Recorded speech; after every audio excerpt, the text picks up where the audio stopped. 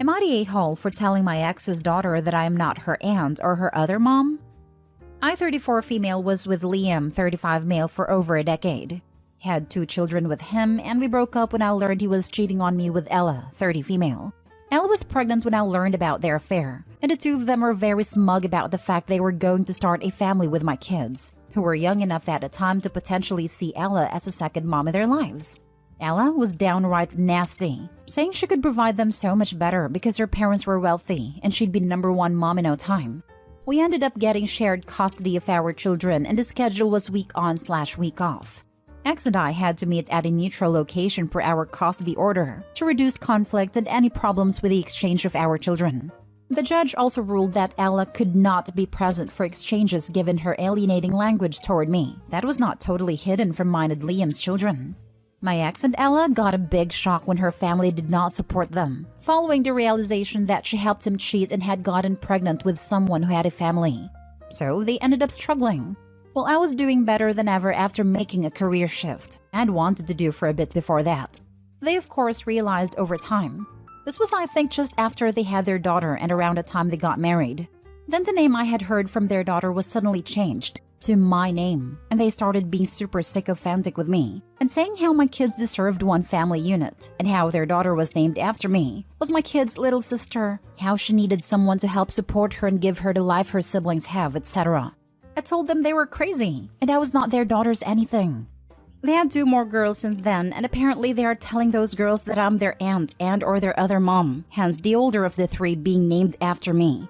The oldest is always trying to seek me out. My ex brings her during exchanges of our kids and she rushes out of the car with my kids. My kids have told me how uncomfortable it makes them because they aren't allowed to correct it. I told my ex he needs to say something and said the same thing to Ella, but they didn't. A few days ago, their oldest sought me out again and asked if she could stay when my kids stay with me and how she's so glad I'm her aunt and her other mom.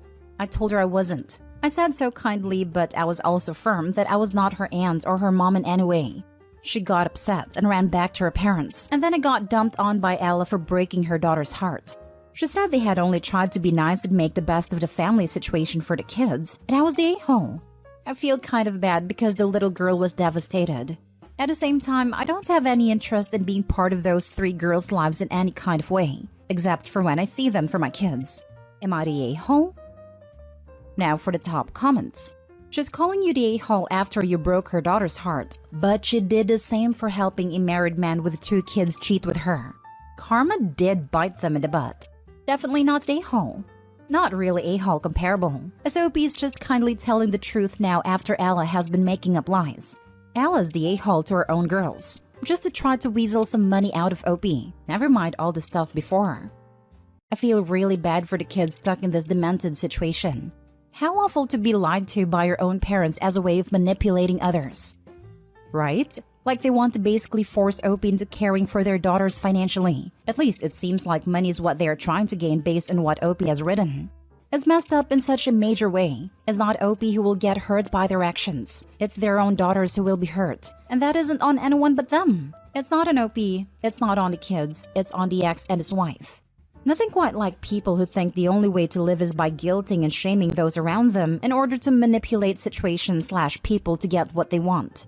I wonder how long until the ex cheats on his current wife, and she will get to first-hand experience what they did to OP. I hope that doesn't happen, but it's not like someone who cheated and rubbed it in their ex's face is going to just never pull that crap again. It seems pretty likely he will cheat again. Then when that happens, his current wife will probably want to be all buddy-buddy with OP for support. Wow, not the a-hole. She's playing the long game of manipulation and hoping you'll just get worn out and go along with it. I feel sorry for the kid. He's obviously been told a pack of lies. That must hurt a lot. But that's really got nothing to do with you. Your ex should be stepping up here too. He started this crazy situation. And it's his daughter. Next story. Am I the a-hole for sending my daughter home in cheap clothes?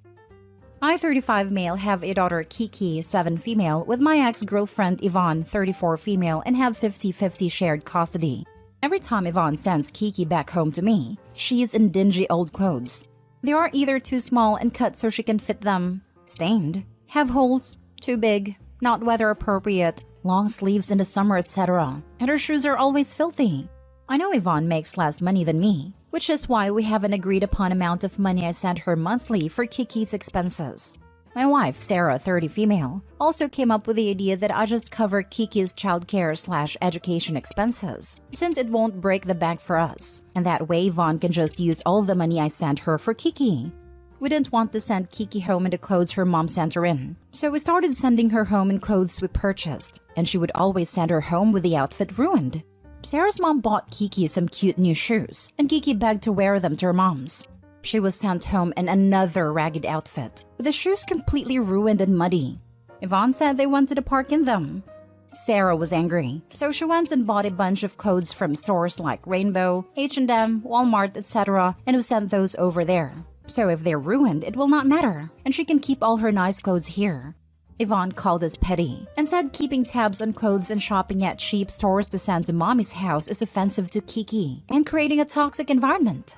I just don't want my daughter walking around looking a mess when she doesn't have to. It's embarrassing, and I know it doesn't make Kiki feel good. I feel like keeping all her quality stuff and favorite outfits here preserves them, so she has it.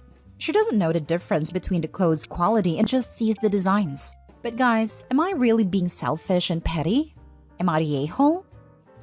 Not the a-hole. Yvonne, I think, purposely sees to it that the new clothes you send Kiki in are ruined. Now she's mad because you are sending Kiki to her in clothes where it won't matter if they are ruined or not. She's the a-hole. This is why Sarah was so angry about the shoes.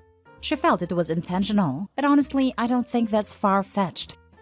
Yvonne is being petty boots. She is big mad and wants to force you to keep spending money on clothes. She's legitimately trying to punish you for moving on and having a life without her. I have 3 kids, 2 boys and 1 girl. Even when my boys were small and we went to the park or played in the rain, their clothes were still salvageable after a good wash. Here's what's happening. Kiki, Mommy, do you like my new outfit? Me and Daddy and Sarah went shopping and Sarah picked it. Yvonne, yes, sweetie, it's super cute. Do you want to go to the cemetery and dig graves with me? You can roll around in the dirt. We can find some water and make some mud, and you can dance in the mud. When we are done with that, let's go play CSI and cover ourselves in red paint to make a crime scene. This is why Kiki is coming home filthy. Keep her nice clothes at your house and send her to Yvonne's house in couture from Target. Start keeping a photographic record of your kid when she arrives. If you're giving money for her needs, there's no reason for her to be ragged and dirty all the time. But there may be misuse of the money you send, as well as neglect involved. Keep your daughter safe, man. Thank you. I have been keeping pictures and we brought this up before in court. I'm hoping we don't have to go back, but gotta do what you gotta do. Does your ex have proper laundry facilities available to her? Is it possible that she does not have access to laundry in home or the money to go to a laundromat? She has a laundromat in her building, I believe. My daughter has mentioned putting quarters in the machine at mommy's house, but if that was the case, then I feel like she would have brought that up in one of our many discussions about this.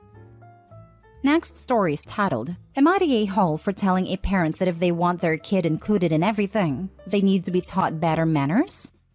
I have an 8-year-old son and he has a group of friends he's known since his preschool days. There's 4 of them total. This post is about one of the boys, EJ. EJ has always been a sweet enough kid, but something that always bothered us but got worse is he would want more food than he could handle, but also wouldn't take well being asked to wait and see how he does with a smaller portion first.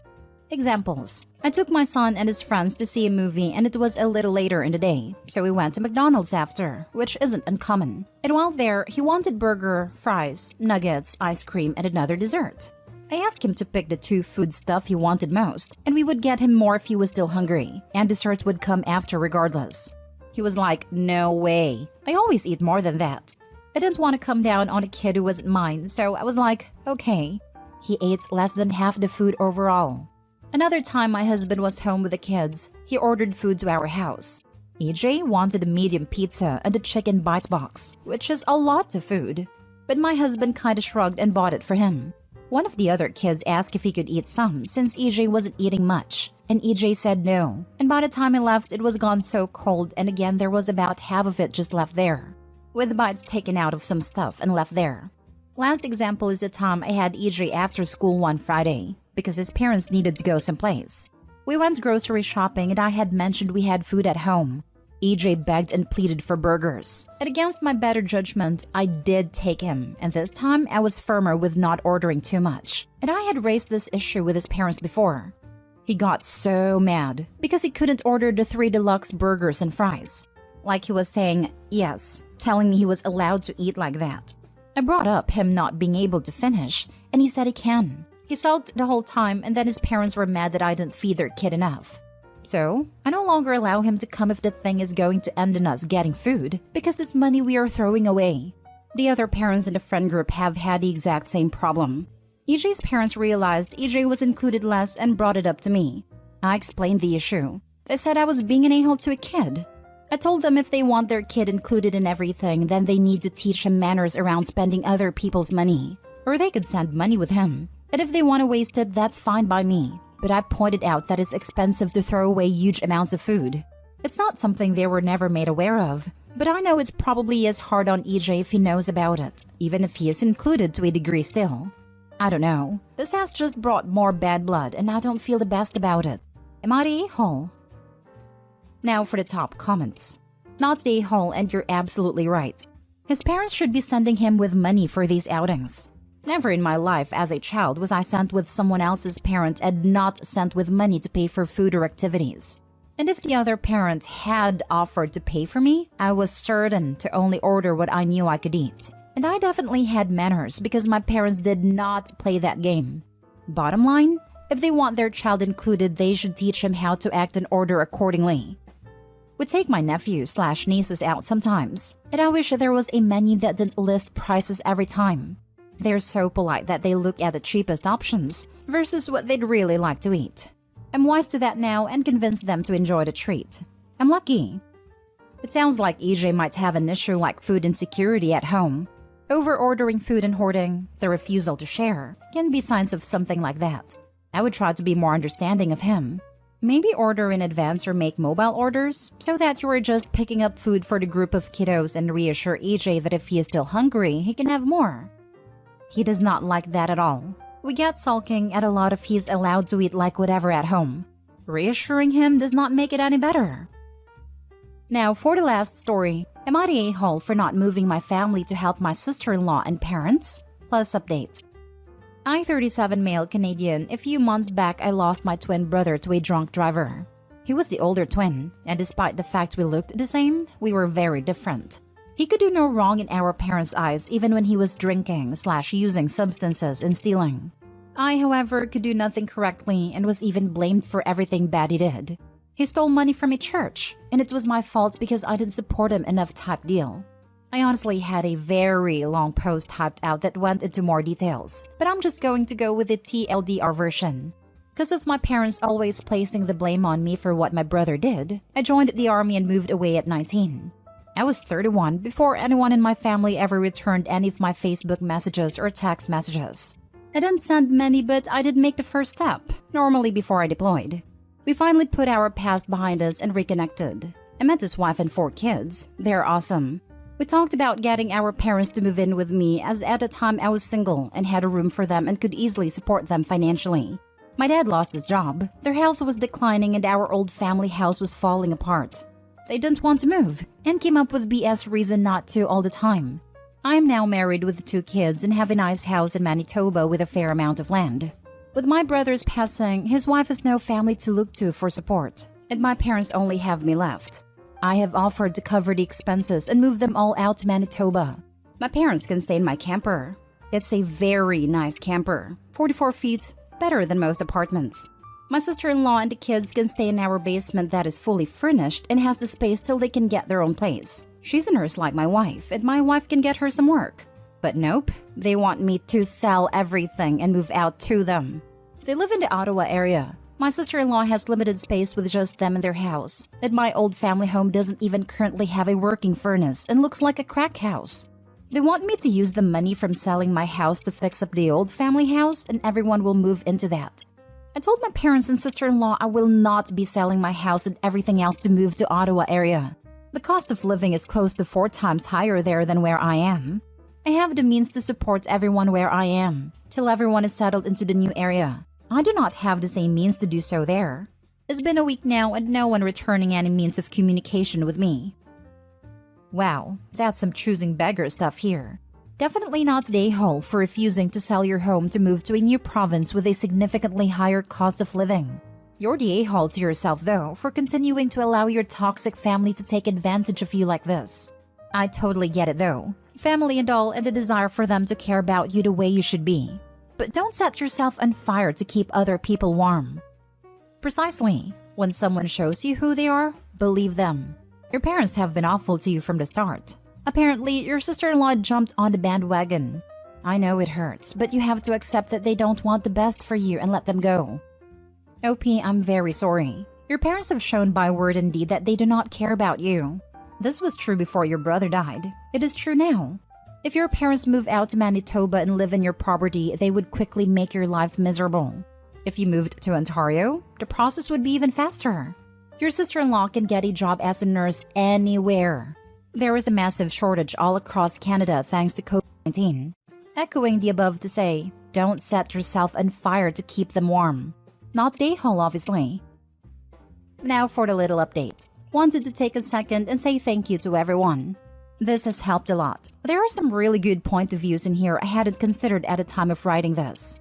I do want to help them because they are family, but I'm not willing to risk hurting my family for people I would honestly consider extended family. That may sound bad, but my wife and kids have given me more support than my own parents. So wife and kids come first.